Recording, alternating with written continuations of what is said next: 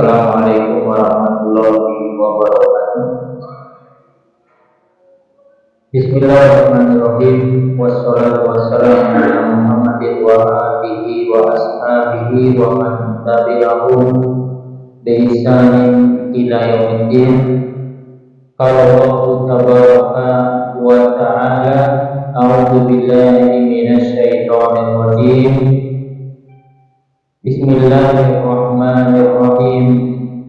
Ya ayyuhalladzina amanu taqullaha haqqa tuqatih wa la tamutunna illa wa antum muslimun. Amma ba'du. Baik, alhamdulillah, puji syukur atas nikmat yang Allah Subhanahu wa ta'ala berikan kepada kita semua di hari ini. Kita akan melanjutkan dari pembahasan kita tentang pembahasan fikih dari kitab yaitu Matan Al-Ghayah wa Takrib. Terakhir di pembahasan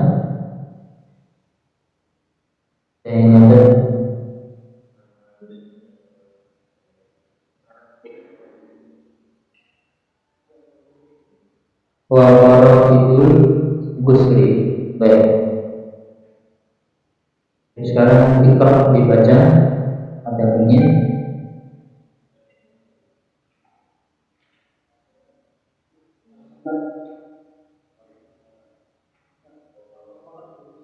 Wa Fara'idul Ghusli. Bismillahirrahmanirrahim.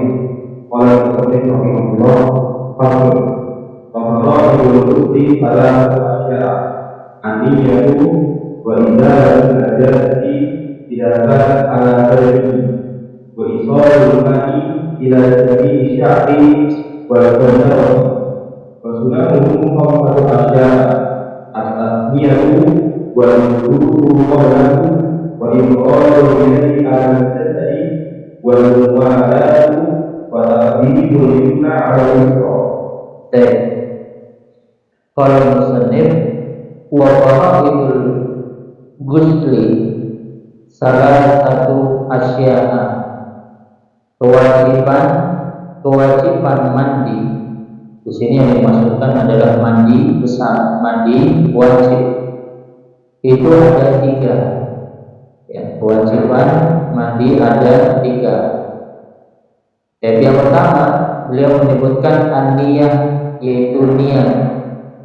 Jadi sudah kita sebutkan bahwa niat yaitu di hati, bukan dilafazkan. Niat yaitu dalam hati, bukan dilafazkan.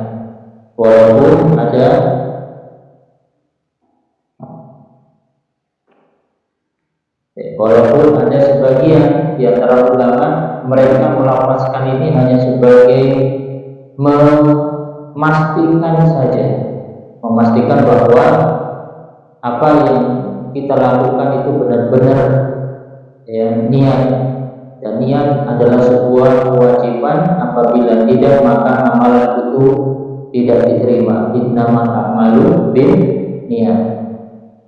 Kemudian yang kedua, wa izalatul najasati idza ala badanihi, yaitu menghilangkan najis yang apabila ada pada badan. Ini yang kedua, kewajibannya adalah menghilangkan najis. Najis apabila ada di badan, berarti ini khusus ketika mandi. Contohnya perempuan mandi di saat dia bersih dari haid, maka sebelum dia mandi dia bersihkan dulu najisnya. Ya, ketika dia mandi wajib. Jangan sampai dia mandi cuma mandi tapi najis masih tetap, dia harus bersihkan terlebih dahulu. Yang membersihkan yaitu badannya atau bagian yang memang itu ada najisnya. Wa isalul ma'i ila jami'i sya'ri wal basyarati, dan mengalirkan air ke seluruh rambut dan kulit. Wa isolul ma, isol itu artinya mengalirkan. Air dialirkan bisa pakai galon langsung atau pakai sekarang pakai apa? Shower ya, memastikan di situ. Baik. Walaupun di sini yang terkait itu mengalirkan, memang yang ada sebagian sebenarnya ini hanya anjuran mengalirkan. Yang penting air itu terkena. Jadi nggak harus itu apa?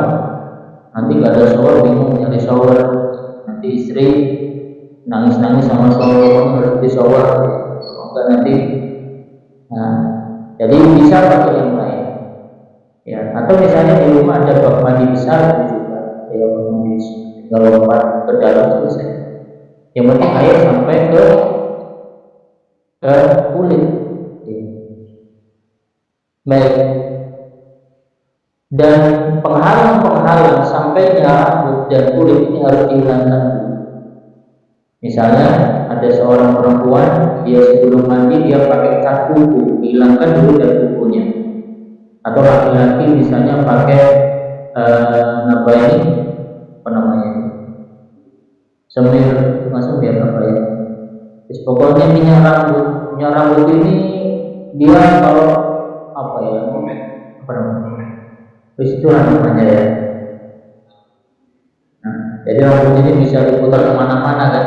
Nah, dan dia bisa menghalangi air, dia harus bersihkan dulu, baru bisa mandi. Ya, kalau tidak maka mandinya tidak sah. Baik, kemudian sunnah nomor satu Asia dan sunnahnya itu ada 5. Pertama tasmiyah, membaca bismillah. Jadi sunnah mandi baca bismillah. Ya. Ini mazhab Syafi'iyah. Walaupun ada yang berpendapat tetap membaca basmalah. Ya. Kemudian yang kedua berwudu qablah, berwudu sebelumnya. Nah ini yang banyak kesalahpahaman. Ya, wudu itu hukumnya sunnah bukan kewajiban. Makanya di dalam mandi, misalnya kita kemarin sudah kita jelaskan ya cara mandi. Jadi ketika mandi, ya kita bersihkan dulu bagian yang kotor, kemudian wudu. Setelah wudu baru mandi. Maka jadi wudu qablah. Ya, dan ini hukumnya sunnah dan bukan kewajiban. Enggak wudu ada masalah. Dan yang terbaik ada sebagian mandi setelah itu wudu. Nah ini sebenarnya kurang tepat. Tapi kalau tanya boleh nggak? Ya boleh silahkan. Cuma nggak perlu, kenapa? Kalau sudah mandi ya sudah bersih. Ada besar ya ada kecil. Jadi nggak perlu setelah mandi besar wudu, nggak perlu. Kenapa? Sudah bersih dari hadas besar berarti sekaligus hadas kecil. Makanya setelah mandi besar maka tidak perlu wudu. Justru yang ada sebelum mandi itu pun hukumnya adalah sunnah. Ya, karena ada beberapa anggapan nggak sah. Kenapa? Karena dalam mandi itu kan megang kemaluan, megang ini, megang itu. Maka kita katakan yang bahwasanya yang mandi setelahnya itu sudah bersih. Ya walaupun dia pegang, maka pegang itu hal yang biasa. Ya dan ingat tadi ya sudah kita bahas ya kemarin hukum menyentuh kemaluan, bahwa menyentuh dengan sentuhan biasa maka tidak membatalkan. Ya kecuali sentuhan dengan tambahan. Kemudian wa imrarul yadi al jasad, ya menggosokkan yaitu tangan ke tubuh. Ya menggosokkan tangan ke tubuh, digosok. Ini memastikan ya bahwa air itu mengenai badan. Kemudian mualat itu terus menerus, ya terus menerus. Ini pun hukumnya sunnah. Maksudnya itu jangan sampai ada pemisah gitu maksudnya di dalam mandi itu. Jadi harus berkelanjutan. Jangan sampai ada putus-putus ya. Wa taqdimul yumna al yusra, mendahulukan yang kanan dari yang kiri. Ya, ini dalam mandi. Jadi ini hukumnya sunnah. Nah ini kita praktekkan juga untuk mandi untuk diri kita dan juga untuk memandikan jenazah. Ini juga sama. Maka memandikan jenazah itu kewajibannya cukup itu tadi, niat menghilangkan najis sampai air. Sudah sebenarnya. Adapun digosok apa semua itu adalah hukumnya sunnah ya. Jadi kalau misalnya jenazah misalnya dimandikan saja, apakah air nggak perlu digosok? Ya sudah cukup. Sama dengan diri kita. Ya makanya pernah ada suatu pertanyaan, apa hukumnya mandi cepat? Yang dia mandi cukup dengan apa? Niat kemudian membasahi seluruh badan. Boleh, sah. Ya, misalnya buru-buru terlambat ke tempat kerja, ya nggak taunya dia dulu, akhirnya dia mandi cepat, niat, ya ada bak mandi kebetulan di rumahnya besar, udah lompat keluar selesai. Berapa detik? Ini kalau baknya besar, sampai tahu ada di bawah besar misalnya langsung tenggelam di situ ya. Baik, kita lanjutkan. Ba'dahu man yaqra. Tafadhal. Yang apa lanjut terus? Bangkut berdiri kala berbulan beralaman usul du'an wal dain wal istiqom wal sufi wal rusuli wal mayyit wal kafi idza aslam wal rusuli wal mufa'ili idza afaqa wal rusuli wal ikrami wal rusuli makana wal rusuli arba'a وللحديث بالدلة ولرب الثمار الشهاد وللطواف وللسعي ولكل مهمة رسول الله صلى الله عليه وسلم. Qala al-mu'allif faslun al-ittisalatu al-masnunah yang sabata asal uslan, mandi yang disunnahkan. Ini hukumnya sunnah, dianjurkan untuk mandi itu ada 17. Yang pertama yaitu ghuslul Jum'ah, mandi Jumat. Ya, ini untuk laki-laki. Jadi mandi untuk Jumat itu dianjurkan, walaupun ada yang katakan wajib. Makanya diusahakan mandi. Mulainya setelah subuh. Jadi kalau misalnya kita sebagai guru lanjut, maka boleh mandi pagi itu jam 7 sebelum ke tempat kerja kita sudah niatkan mandi untuk Jumat. Itu sudah dapat pahala juga. Jadi nanti pas mau sholat Jumat kita nggak perlu mandi lagi. Sudah kita niatkan. Dan ingat tadi, karena ini khilaf sampai ada yang mengatakan wajib mandi untuk laki-laki. Jadi kita usahakan untuk mandi. Kemudian wal idain, yang sholat hari raya, ini hukumnya sunnah sebelum sholat hari raya. Ya, ada yang mengatakan yaitu apakah setelah subuh ataukah sebelumnya. Ya, ada dua pendapat. Terbaik itu tadi yang jelas setelah subuh kita sudah boleh mandi, niatkan baik itu Idul Fitri atau Idul Adha. Wal istisqa, saat sholat minta hujan, ya, sholat minta hujan ini dianjurkan mandi. Wal kusufi, sholat gerhana bulan. Wal kusufi, sholat gerhana matahari. Jadi di saat sholat gerhana maka dianjurkan untuk mandi. Al-ghuslu min ghuslil mayyiti. Berikutnya yang dianjurkan setelah memandikan jenazah. Ya, setelah memandikan jenazah, walaupun ini ada perbedaan pendapat ulama, Dan ini yang rajih yang kuat bahwasanya hukumnya sunnah. Jadi setelah kita memandikan jenazah, maka kita dianjurkan mandi. Tapi jelas harus mandi ya, karena basah semua. Kemudian wal kafir idza aslama. Berikutnya adalah orang kafir apabila dia masuk Islam. Nah, ini kemarin ada yang bertanya kafir. Sebenarnya yang bagus kita mengucapkan kafir atau non muslim.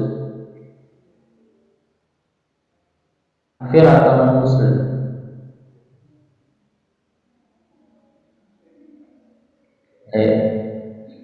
Nah, ada tiga pendapat di sini. Ada yang memang mengatakan bahwa semua kafir udah kafir udah.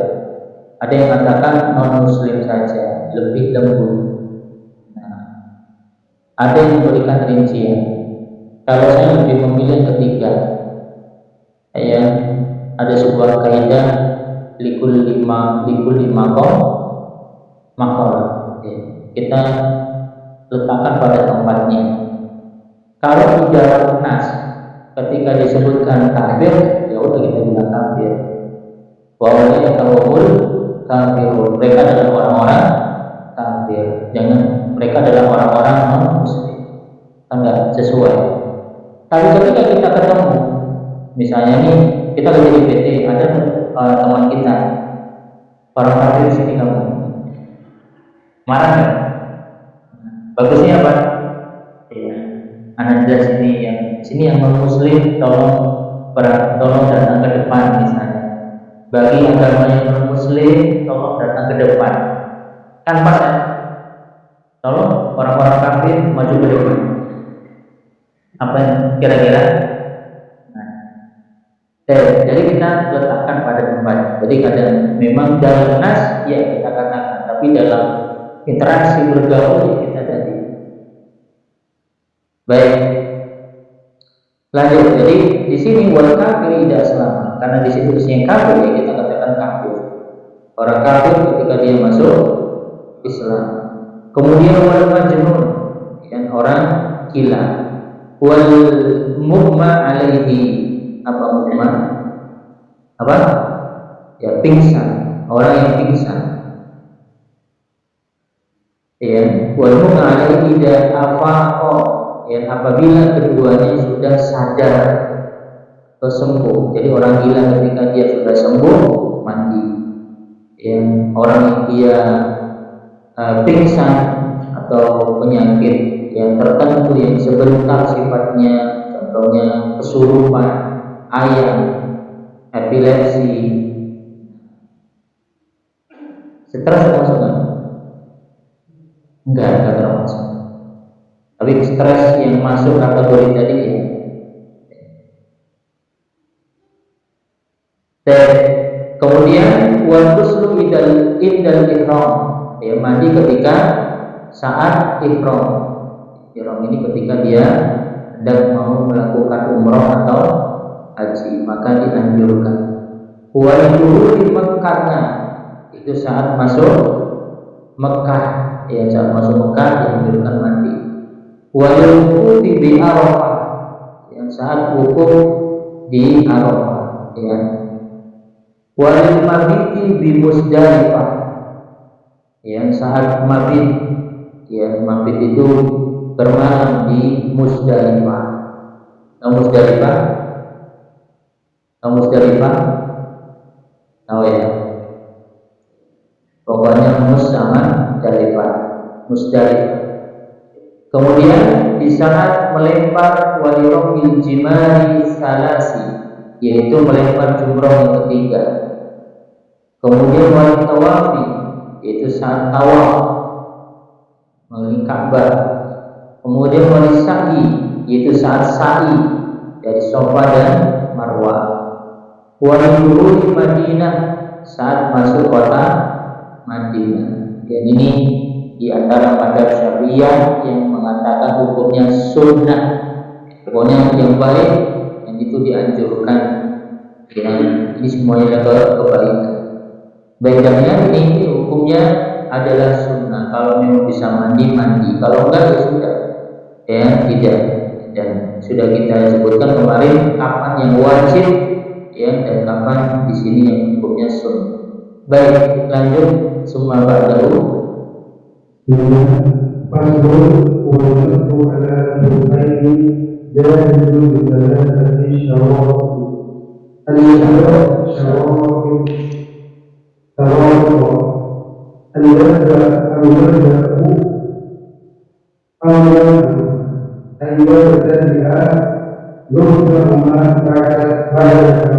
luksuhuma luksu atau luksa? Kenapa sih? Luksu huma atau luksa huma? Kenapa sih? Oh kan ibu. Berdasarkan dalilnya kenapa kok sah? Karena ya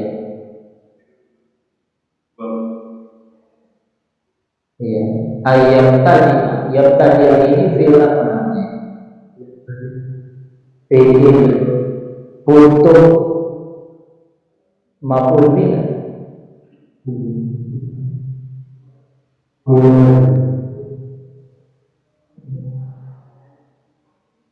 Wah ini munafik. Ya sudahlah, kita ikut buku ya. Ya, kalau yang tepat luksu, karena fi'ilnya itu tidak butuh maf'ul bih dan dia sebagai fa'il. Ya. Tapi bisa juga luksa boleh. Tapi kan alasan itu jelas. Kenapa luksa? Ayo nama. Nah itu masalahnya, nggak ada alasan. Bisa luksa ketika ada yang disembunyikan. Akni luksa rumah itu. Ya, ayat tadi akni. Ini pas-pasin aja. Tapi yang paling tepat luksu rumah. Lanjut. Ayat tadi luksu ma'asalan wa wa an yakuna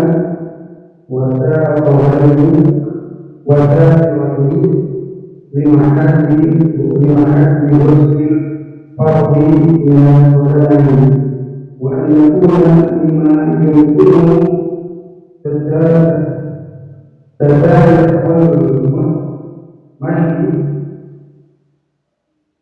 تَدَارُكُ الْمَشْيِ عَلَيْهِمَا وَيَصْلَحُ الْمُقِيمُ يَوْمًا وَلَيْلَةً وَالْمُسَافِرُ ثَلَاثَةَ أَيَّامٍ بِلَيَالِهِنَّ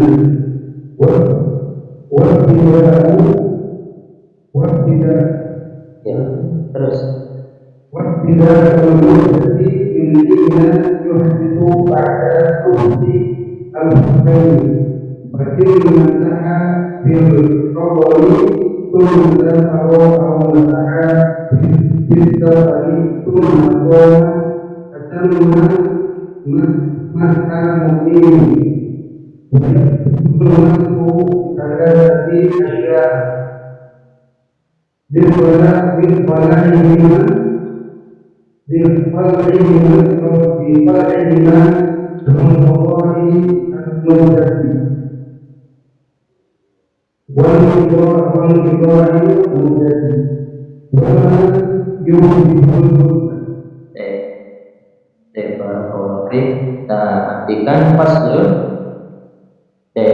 pasal musannif ya, qala musannif wal mashu 'alal khuffain jaizun, mengusap kedua khuf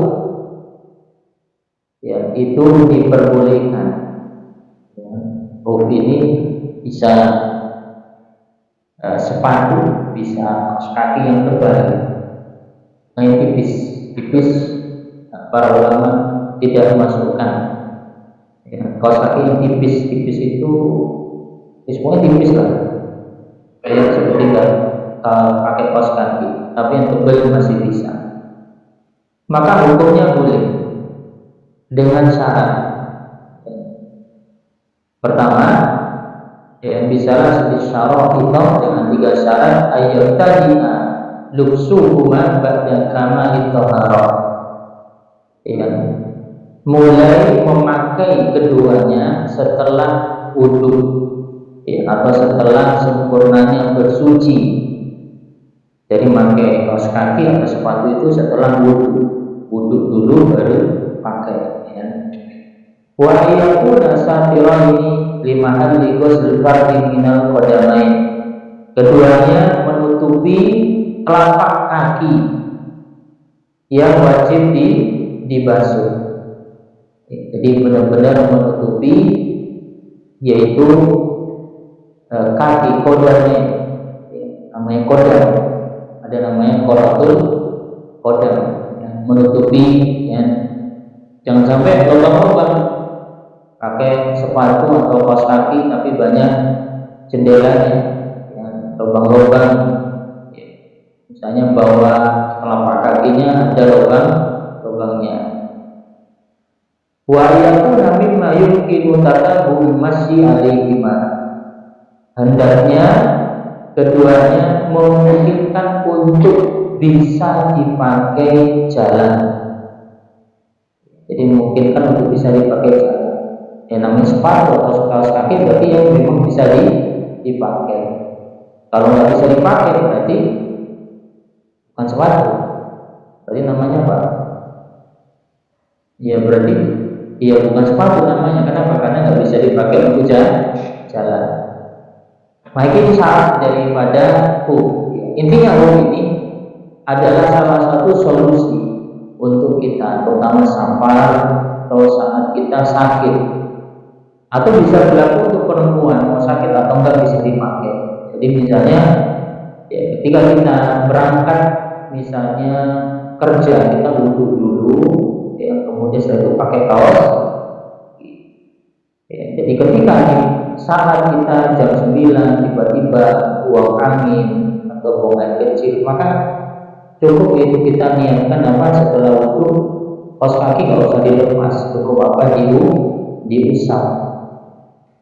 Jadi kaos kaki itu dipakai terus, tidak bisa dilepas. Ini kemudahan dalam apa syariat. Yang kemudahan apalagi yang sakit, ya udah pakai aja kaos kaki itu seharian. Ketika sakit atau ketika safar 3 hari pakai kaos kaki itu terus. Ini nggak apa-apa, yang penting nggak bau gitu. Baik, kemudian wayang sahul mukim yaman wa laila. Orang yang mukim memakai hukumnya itu sehari semalam, batasnya 24 jam. Wal musafir, dan musafir itu 3 hari, salah ayamin di layalihinna, 3 hari 3 malam. Jadi musafir boleh dipakai 3 hari 3 malam. Wa tidalul muddah, dan mulai waktu itu minhi yuhdisu ba'da lubsil kufain.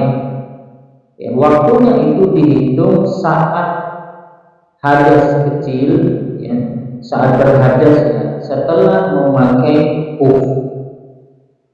Fa'in masaha fil hadari, kalau dia mengusap atau memakai kuf saat di rumah, lalu dia safar itu apa? Pergi, melakukan perjalanan. Al-masah bisafari, atau dia mengusap di saat safar. Summa aqama, kemudian dia mukim. Atama, maka dia harus menyempurnakan, ya, masah mukim, seperti mengusapnya saat dia mukim. Nyambung nggak? Oh, dikit. Jadi gini, kalau kita sebenarnya kembali kepada status kita sebagai musafir atau mukim. Saat kita perjalanan dari Batam, misalnya kita mau ke mana ini? ke Natuna. Perjalanan sini ke Natuna itu namanya kita musafir. Dan kita saat menginap di sana, ya, maka status kita, ya, tetap namanya musafir, tapi harus mengikuti apa? Mukim, sholatnya ngikutin, ya. Walaupun di sini permasalahannya berapa lama. Nah, ada beberapa pendapat ulama. Ada yang mengatakan 4 hari, selebihnya harus nggak boleh lagi jamak kosong. Ada yang mengatakan 12 hari. Ya, dan yang rajih yaitu kalau dia menetapkan berarti batasnya 4 hari.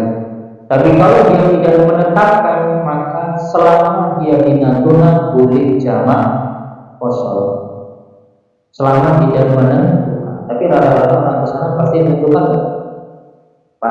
pasti sudah menentukan, sudah beli tiket PP, tapi sudah jelas. Sama dengan kalau kita pulang kampung, kita datang ke kampung, statusnya di kampung apa kita? Musafir atau mukim? Berapa lama dulu di sana? Kalau 2 hari kita boleh jamak kosong. Tapi kalau lebih daripada itu, apalagi sudah menentukan, ya, beli tiket sudah PP, sudah di sana ngikutin ya. Walaupun ini ditanya mana yang lebih baik, jamak kosong atau ngikutin orang, makanya ada sebuah dalam ilmu usul, apakah kita mengikuti rukhsah atau kita kembali kepada azimah, hukum asal, ya. Mana yang terbaik? Ada yang katakan baiknya azimah, kembali hukum asal, asalnya kita mungkin. Ada yang mengatakan lebih baik ngikutin rukhsah, ya. Wallahu a'lam bishawab. Kalau saya lebih kepada pendapat mengikuti rukhsah, ya. Ada sebuah hadis, sesungguhnya Allah menyukai rukhsahnya untuk diambil. Rukhsah itu ibaratnya apa, ya, kemudahan. Nah, makanya kalau ada kemudahan, ya sudah, ambil kemudahan tersebut. Ibaratnya Allah ngasih diskon, ya ambil aja. Itu ibaratnya lah bahasa orang ini, ya. Sholat suruh zuhur 4 rakaat, Allah ngasih udah 2 rakaat aja, sudah 2 rakaat. Allah ngasih apa ini? Kemudahan. Jangan paksakan apa? 4 rakaat, ya. Pahalanya sama pahalanya, ya, pahalanya sama. Baik, kemudian walaupun masku bisa sati asya'a bi khalqihima wa qidar muddah wa ma yujibul uslah. Musafir itu batal ketika 3 hari. 1 bi khalqihima, melepasnya. Kalau udah lepas sudah harus dihitung lagi. Wa qidar muddah, habis waktunya. Jadi mungkin sehari semalam safar, 3 hari 3 malam. Kemudian walayu jibul uslah, yaitu yang apa? Yang mewajibkan mandi. Jadi apapun kalau misalnya kita pas pakai tersebut tiba-tiba junub, ya, atau haid, maka sudah harus, ya, batal atau kita harus memulai lagi. Baik, ini tentang masalah tadi. Masuk tadi yang jelas ini kemudahan, silahkan diambil, kalau tidak nggak ada masalah, ya. Selanjutnya berikutnya Iqra.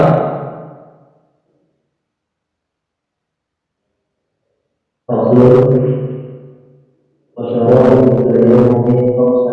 العذر بسفر أو مرض ودخول وقت الصلاة وطلب المال وتعرض لاستعماله وإعراضه بعد قلبه وإعراضه بعد قلبه واتباع الطالب له فإن قال الطالب يسكن على الرجل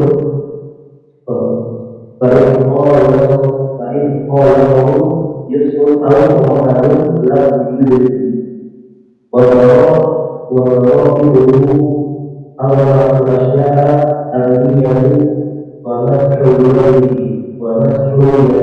مع المرفقين وترتيب وسننه ثلاثة أشياء التسمية وتقديم اليمنى على اليسرى والملاك والذي يدخل بينهما ثلاثة أشياء ما أدخل الوضوء ورؤية الماء في غير وقت الصلاة والعدة وصاحب الجواب يمسح عليها ويتيمم ويصلي ولا إعادة إن كان وضعها على كله ويتيمم لكل فريضة ويصلي بتيمم واحد ما شاء من النوافل.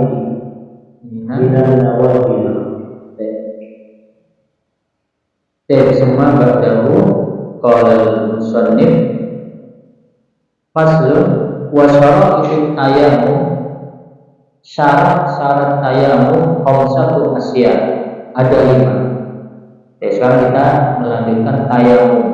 Jadi tayammum ini pengganti dari wudu atau mandi. Jadi harus jelas ya, bukan hanya wudu, mandi.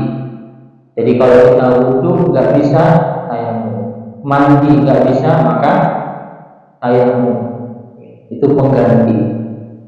Baik, apa syarat tayammum? Ada 5. Pertama, wujudul uzri bisa farid au maradin, adanya uzur karena safar. Jadi saat perjalanan ada uzur, ada air, atau air ada tapi terbatas, air ada tapi hanya untuk minum, itu namanya uzur. Atau karena sakit, ya, sakit berarti kita nggak bisa pakai air, langsung pingsan, ya. Karena pernah terjadi di zaman Nabi SAW, ada salah satu sahabat yang dia minta fatwa, ya, minta fatwa. Kebetulan kepalanya terluka, kemudian dia minta fatwa apakah saya harus mandi ataukah tidak. Ya, akhirnya sahabat itu dia ngasih fatwa, kamu termandi, mandi lagi, langsung dia meninggal. Maka dia diam. Ya. Bunuh itu bukan harus pakai pisau. Kadang orang itu bisa bunuh dengan ucapan. Ya, gitu. Hati-hati. Apalagi dengki, kita bisa itu merusak orang itu dengan lisan. Ya, namanya apa itu? Ada namanya ain, apa ain?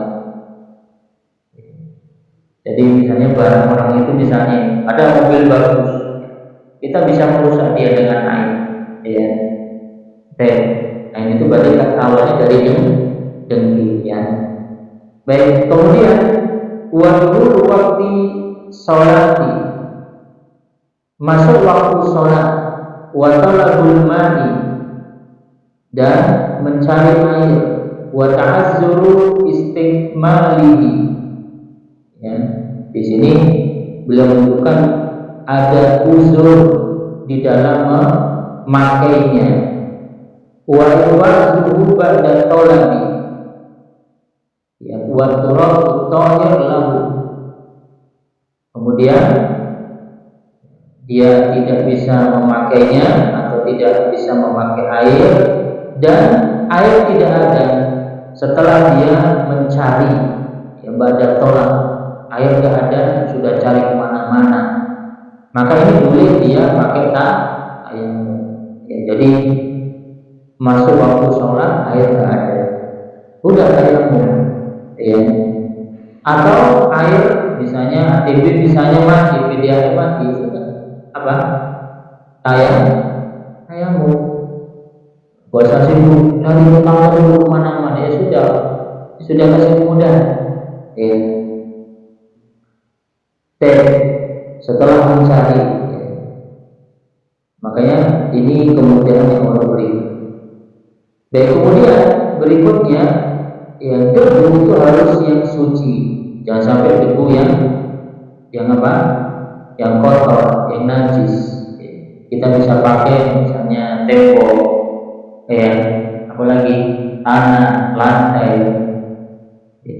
Udah tepuk aja, ya. Kemudian nanti ada numpuknya, wajah temennya pula nanti.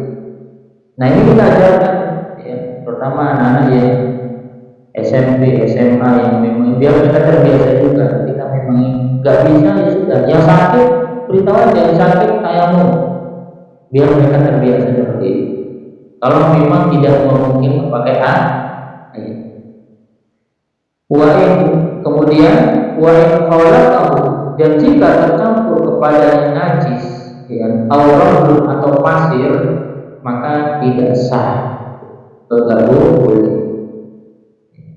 Sampai nanti cari pasir di depan digosok-gosok, ya cukup tembok. Tapi kalau bisa yang kering, ya, yang sampai sudah dipel, yang adalah gimana basah. Kemudian wafar itu arba'atu asya. Kewajiban tayamum ada 4. Niat, ya, wa masul wajhi, mengusap wajah, wa masul yadaini ma'al mirfaqain, mengusap kedua tangan sampai siku, kemudian keempat tartib, kemudian berurutan. Nah, di sini yang kita garis bawahi ma'al mirfaqain, mengusap tangan sampai siku. Ini ada 2 pendapat. Ada yang mengatakan cukup sampai telapak tangan saja. Ya, kalau di sini beliau pada Syafi'iyah lebih kepada sampai siku. Ya, makanya kalau Syafi'i itu sampai siku. Ya. Dan kebanyakan ulama cukup telapak tangan saja, karena nas di dalam Al-Qur'an disebutkan di situ adalah yadun tangan. Ya. Jadi dalam, kalau kita kembali kepada makna secara bahasa, yadun itu apa artinya? Tangan itu dari mana? Nah, maka di sini kalau kita kembali misalnya kisos itu apa? Potong tangan, dipotong dari sini atau dari sini? Mana? Siku atau sini dipotong? Iya. Kisos, ada orang ini potong karena mencuri, dipotong mana? Dari sini atau dari sini? Pernah lihat nggak? Oh belum? Oh ya sudah, kalau belum. Ya, sampai sini, ini dipotong dari sini. Maka ini maknanya. Maka dalam Al-Quran tadi, karena disebut secara umum, ya berarti tangan ini. Ya, kembali kepada makna secara umum. Berarti ketika kita tayamum, ya, prakteknya itu paling mudah, ya. Pertama nih, apa? Tempelkan ke tembok 1, ya. Yang kedua dianjurkan ditiup, khawatir debunya terlalu banyak, jadannya hilang pula.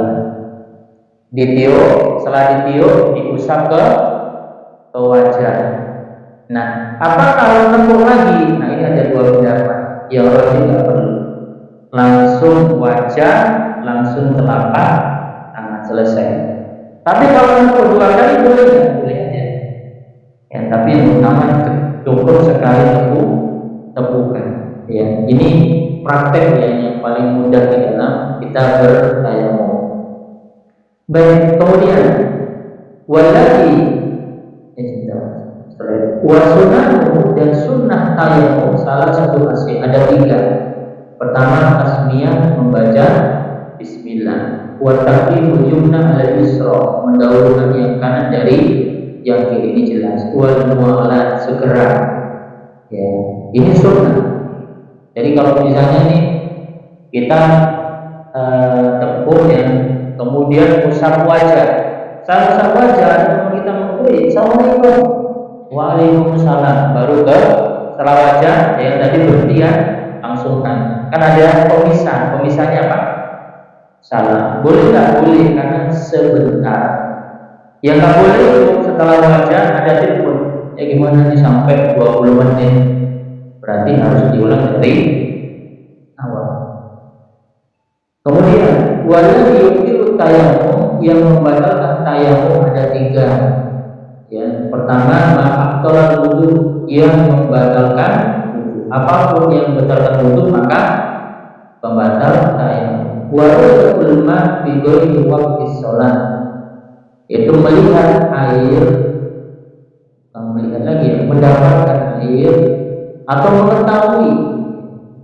Ru'yah itu bisa melihat atau bisa tahu ya, di selain waktu sholat. Kemudian yang terakhir walidah, yaitu murtad.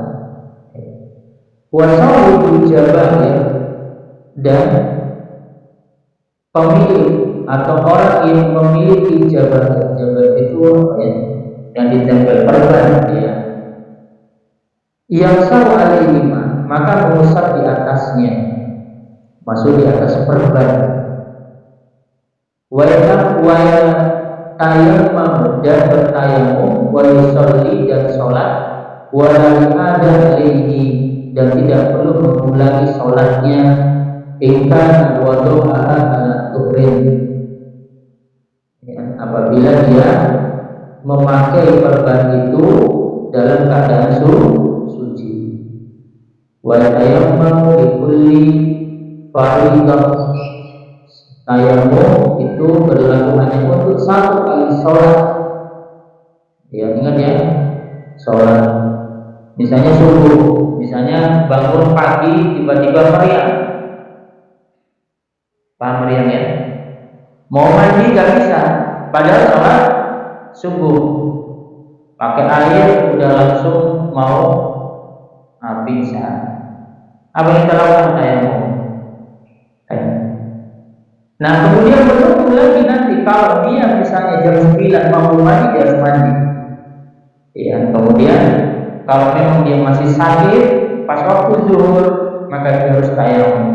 Ya, baru sholat zuhur. Baik, kemudian wa yusalli bi tayammum wahid masya minat nawafil, dan sholat, dan satu kali tayamum bisa dipakai beberapa kali untuk sholat sunnah. Ini jelas sekali, untuk sholat sunnah boleh beberapa kali, tapi sholat wajib cukup sekali.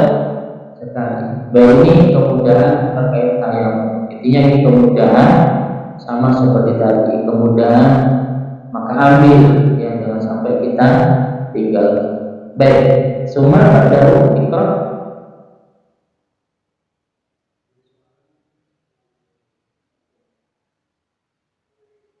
Ada pertanyaan? Sudah jelas ini. Sudah tadi. Gimana? Iya.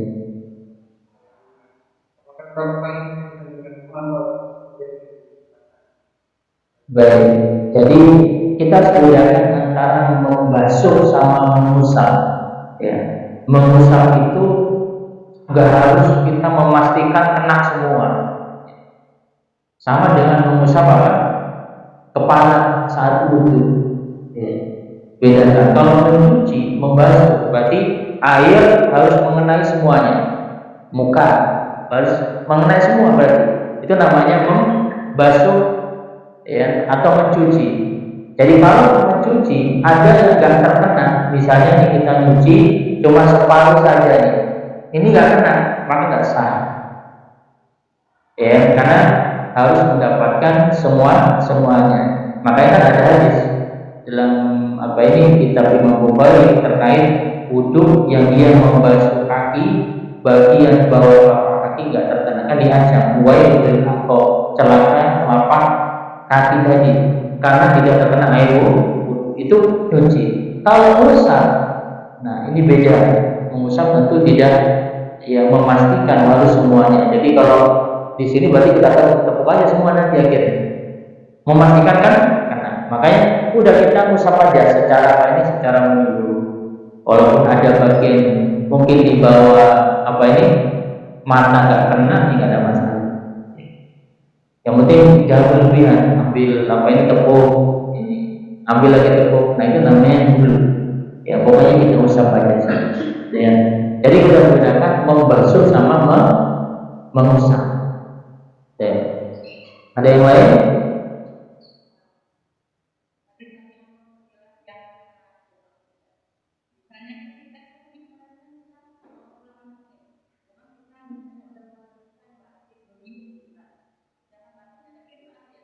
Iya,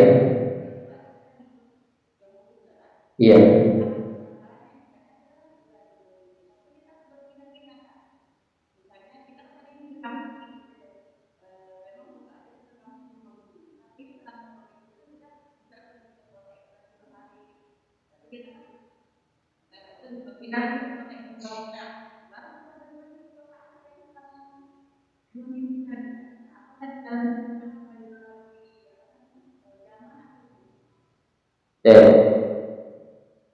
Jadi status adalah kita berangkat.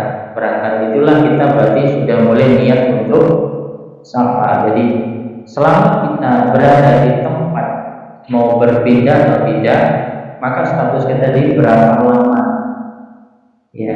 Dan tadi kita sebutkan bahwa berapa lama di situ. Kalau kita sudah tentukan itu berarti satu, ada tiket, berarti sudah tentukan. Berarti statusnya kita sudah kalau 2 minggu berarti sudah bukan musafir lagi, walaupun kita pindah-pindah di sana dari desa satu atau desa dua. Kecuali kita nggak tentukan, saya mau ke Jawa menyelesaikan urusan, pokoknya selesai urusan saya akan balik. Tahunnya di Jawa 3 hari, 6 hari, 7 hari, 2 pekan, 1 bulan, maka selama itu dia boleh menjawab kosong. Baik. Jadi kalau pindah-pindah tetap apa? Kita karena batasannya tadi menurut pendapat Muroji itu 4 hari, selebihnya adalah kita mengikuti mungkin. Jadi itu walaupun pindah. Jadi patokannya itu berapa lama niat kita berangkat tadi. Jadi bukan patokannya tempat A 3 hari, tempat B 2 hari, tempat C. Jadi tetap hitung secara keseluruhan. Allah.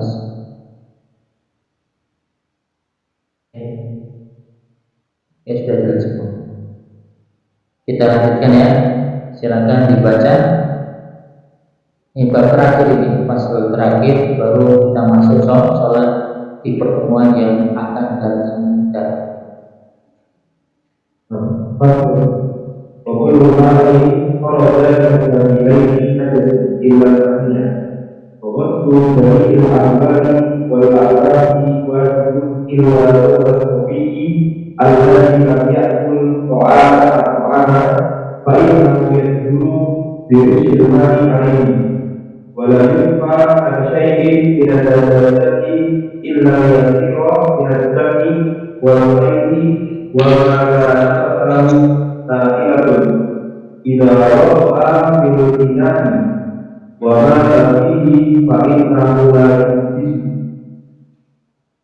والحيوان كله ظاهر إلا الكلب والخنزير وما ولد منهما أو من أحدهما والميتة كلها نجسة إلا السمك والجراد والآدمية ويغسل الإناء من قلوب الكلب والخنزير 7 مرات إحداهن بالتراب ويغسل من سائر النجاسات مرة تأتي عليه والثلاثة أفضل فإذا تخلى الكفرة بنفسها طهرت وإن قلت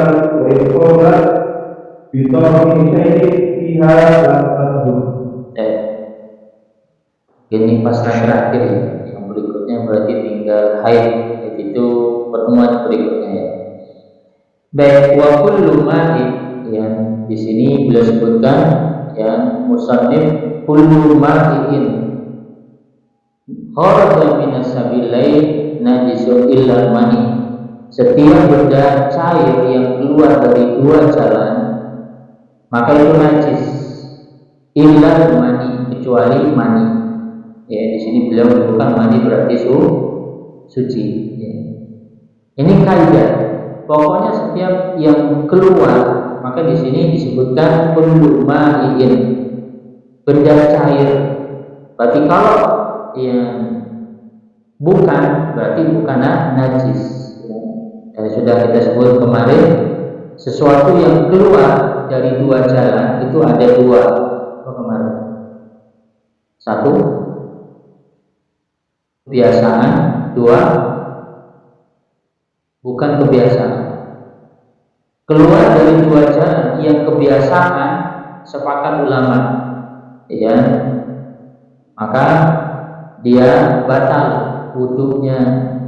Tapi kalau keluar sesuatu dari dua jalan tapi bukan kebiasaan, maka khilaf para ulama yang katanya tidak batal. Ini sudah bahas kemarin ya, terkait pembatal wudhu, keluar sesuatu kebiasaan atau tidak. Ya, contohnya buang angin tapi dari jalur depan. Ya, maka ini sebagai ulama tidak batal, walaupun ada yang mengatakan batal. Keluar kerikil, ya mungkin makan kerikil ya. Maka ini kan bukan kebiasaan, maka tidak batal. Nggak tahu kok sampai keluar kerikil ya.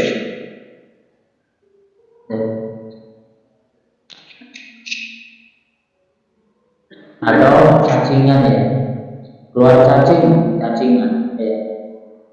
Baik, jadi setiap benda yang keluar dari dua jalur maka najis kecuali mani. Wa ghuslu jami'ul abwali wal arwasi wajibun.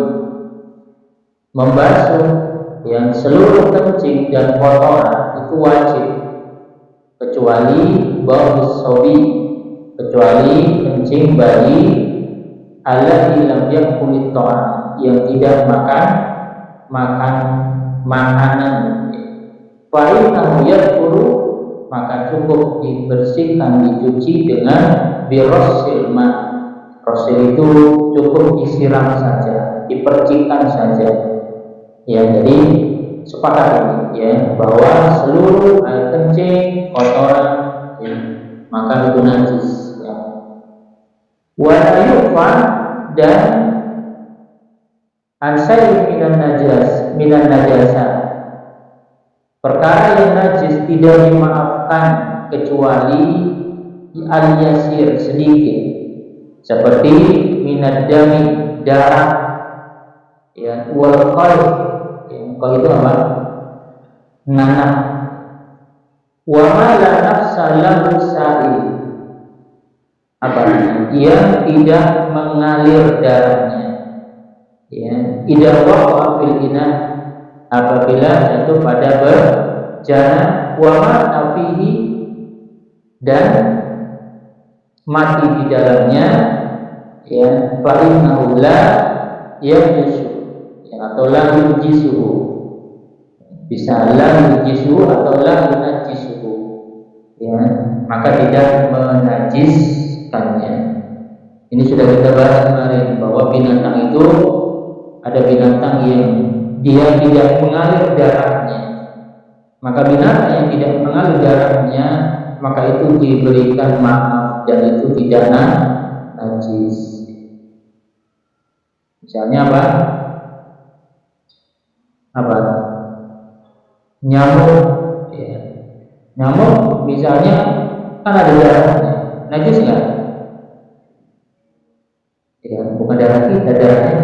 Nah, pokoknya ini nyamuk ya berarti darahnya nyamuk kan gitu kan. Kan nggak mungkin nyamuk gigit kita, kemudian dia terbang itu darah saya sudah diambil. Ya, itu dari darah nyamuk karena sudah diambil sama nyamuk walaupun nggak izin kan ini. Nyamuk memang nggak pernah izin, maaf ya saya ambil darah kamu. Ya. Tapi yang jelas tadi darah di nyamuk tadi dia tidak najis. Misalnya pas kita sholat, tiba-tiba kita langsung plok darah di sini, udah lanjut aja. Ya, dan apalagi yang tidak mengalir, belalang, semut, ya. Nah, kami apalagi, pokoknya nggak mengalir, pokoknya dia ketika nggak mengalir, cicak di sana, ya. Baik.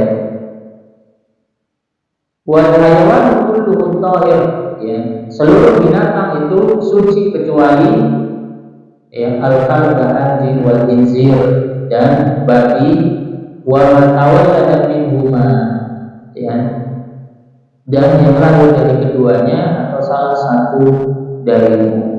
Jelas ya? Di sini beliau mengatakan pokoknya binatang semuanya itu apa?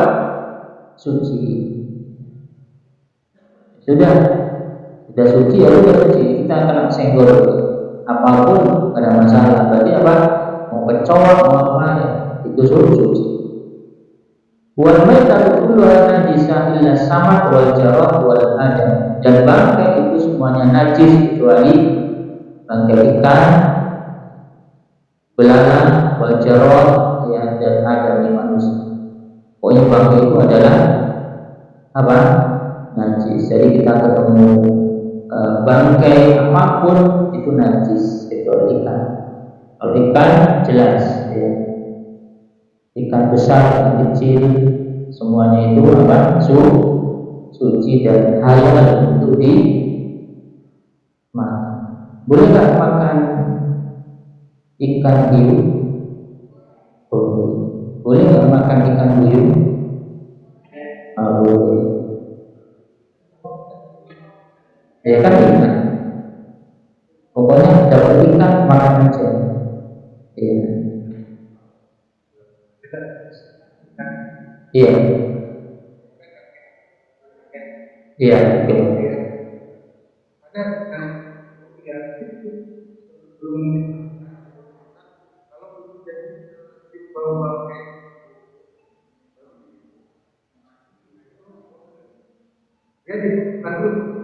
Baru dibusukkan dulu. Iya.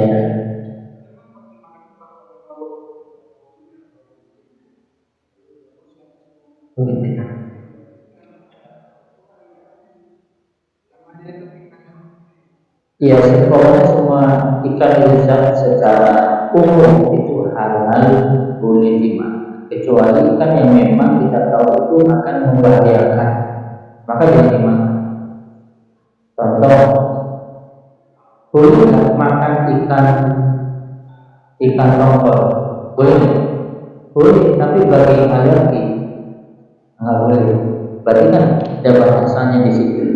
Jadi ikan itu halal, cuma ada kalau ada yang memang ada racunnya di ikan tertentu, berarti jangan dimakan karena pengkhususan.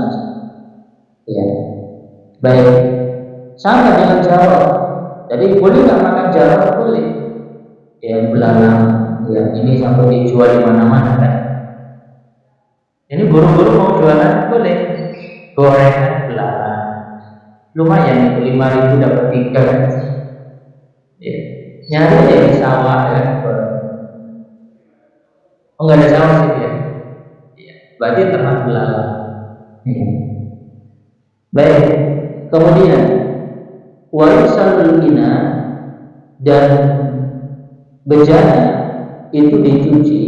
Yang ketika dijilat anjing, wal khinzir dan babi, sab'a maratin 7 kali, ihdahunna salah satunya dengan tanah. Jadi ini Mazhab Syafi'i itu mengkiaskan babi itu dengan anjing. Walaupun ini masih diperselisihkan. Ya, para ulama mengkhususkan dalil ada itu hanya untuk anjing. Ya, khusus anjing. Ketika dia mencilat, kalau Syafi'iyah maka dia mengatakan itu secara keseluruhan. Pokoknya karena ekornya, karena bulunya, ya maka dicuci 7 kali, awali dengan tanah. Dan ini mazhab Syafi'iyah. Kalau mazhab yang lain cukup yaitu cilatan saja, dan khusus anjing, babi cukup disiram saja atau pakai sesuatu yang lainnya untuk membersihkan. Warisal min sa'irin najasati marrah ta'ti alaihi wasalasu afdal. Ya, sedangkan najis yang lain cukup dibasuh sekali, namun 3 kali itu yang lebih baik. Jadi najis yang lain. Jadi kesimpulannya di sini kalau kita lihat najis itu ada 3. Ada najis mughalladhah, najis berat, itu khusus air liur anjing. Kedua, najis ringan khafafah, itu tadi air kencing bagi yang tidak makan makanan atau hukum asal. dikasih itu najis mukhaffafah. Baru yang ketiga najis mutawassit, najis pertengahan, itu selain dari kedua. Ya.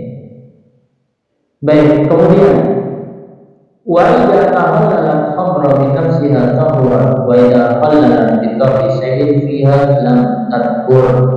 Apabila khamr atau arak menjadi anggur dengan sendirinya, maka ia menjadi suci. Apabila perubahan itu memasukkan sesuatu, maka tidak suci. Ya, ini sebuah kaidah sebenarnya dalam ilmu usul, itu berkaitan perubahan nama, perubahan hukum. Ya, perubahan nama, perubahan hukum, atau dalam disebut istihalah. Ya, dalam kaidah usul namanya istihalah. Nama yang berubah maka berubah. Contoh, ya, apa hukum makan singkong? Boleh. Singkong kemudian dijadikan tape. Apa hukum makan tape? Boleh. Setelah itu berlanjut dikasih apa? Bukan. Iya, dikasih apa supaya jadi tua?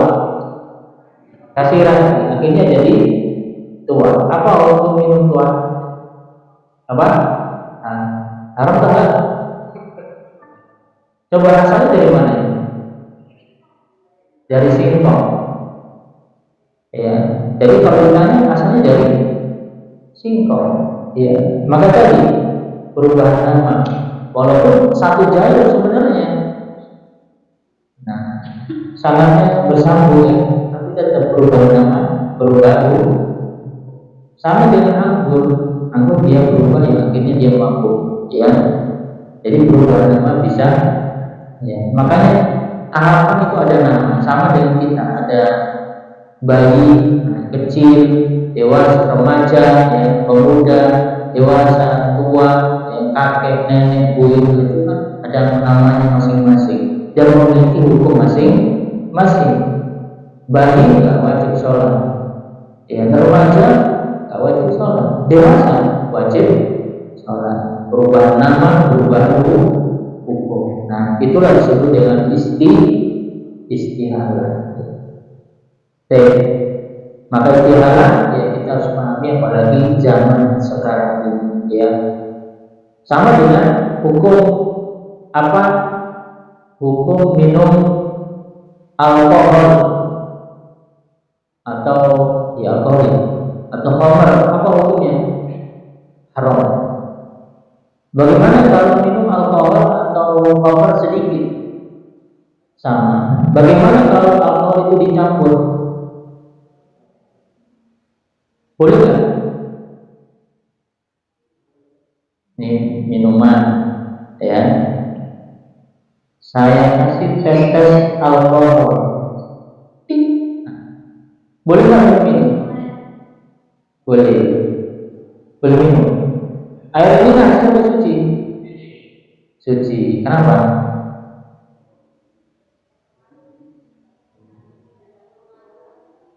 Nah, sama inilah, balik ke pembahasan sebelumnya. Ini airnya. Ya.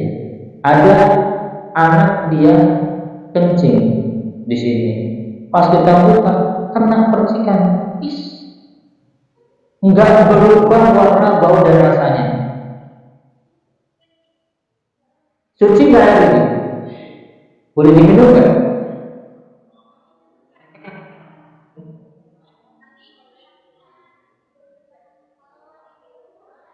Oke, boleh diminum ya. Benar nih, nanti kalau kena percikan ditawarin nggak mau pulang tadi. Ya, boleh ya. Jadi menghukumi sesuatu kita lihat dulu, sama seperti tadi. Ya, sama dengan hukum tadi, parfum, apa hukum parfum yang tercampur alkohol, sama seperti campuran. Kalau alkoholnya sendiri memang nggak boleh. Sama apa hukum saya parasen persoalan, ya, dia bawa botol miras di situ. Allahu Akbar. Gimana caranya? Sangat sah, walaupun di sini ada miras di sini. Ya, kenapa miras? Alkohol suci. Ya, memang tidak boleh kita meminumnya. Ya, tapi kalau kita bawa najis, walaupun cuma sedikit, misalnya baju kita nih, kita sholat di sini kena air kencing sedikit saja, sudah jelas sholatnya enggak. Kita sebenarnya ingat yang kayak itu kita sebutkan. Yang kotor belum tentu najis, yang haram belum tentu najis, yang berbahaya belum tentu najis, tapi yang najis pasti haram, berbahaya dan kotor. Jangan sampai lupa kaidahnya tadi. Maka alkohol dia haram tapi nggak najis. Ya. Maka ketika kita sholat bawa alkohol jangan dilakukan. Ya jangan. Langsung diusir sama penambah masjidnya. Tapi kalau misalnya dia melakukan, ya tadi kita sebutkan bahwa dia adalah apa tidak baik, jadi kesimpulannya tadi kalau ada sesuatu yang tercampur maka kita hukumi hukum asalnya tadi, bukan lihat tadi ini campurannya. Sama dengan perdebatan yang kemarin tentang masalah apa itu ketika suntikan yang tercampur dengan apa itu enzim babi, itu kan sempat terakhir. Jadi sekarang campurannya berapa persen? Kita lihat di sini. Ya, sama dengan apa hukum minum obat batuk apa? Fobia. Ada alkohol? Gimana fatwanya, haram atau halal? Ada alkohol nggak? Maka tadi lihat persen. Jadi hukumnya tadi lihat. Tapi kalau kita minum itu langsung, nggak ada campurannya, setitik saja misalnya, itu tetap jelas haram. Tapi ketika tercampur itu tadi, makanya tadi mesti halal. Ketika perubahan nama dia tercampur, ya. Sekarang ketika tercampur di sini, lalu kita namakan air apa? Ya tetap air bersih, air suci. Kenapa? Karena tidak ada perubahan. Yakin nggak yang kita minum ini? Yang butuh yang nanti dimarahin orangnya. Yakin nggak di sini nggak ada campuran? Baik, itu disebut dengan isti. Baik, ini yang bisa saya sampaikan dan pertanyaan. Sebenarnya ini yang penting sebenarnya pembahasan masalah haid, tapi waktu yang membatasi kita, ya karena haid ini masalah yang penting, ya.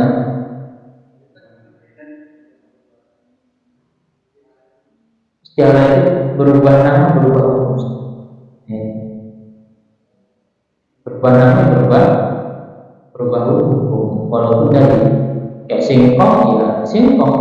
Walaupun dia berubah menjadi apa? Hampir lalu jadi tua, ya udah namanya tua. Ya tua jangan kita bilang singkong. Berubah nama, berubah. Baik, sepertinya sudah jelas semua, ya. Dan waktu juga membatasi. Kita cukupkan untuk pembahasan kita kali ini pas jam 10.30. Kita akhiri, kita cukupkan dengan doa kafaratul majelis.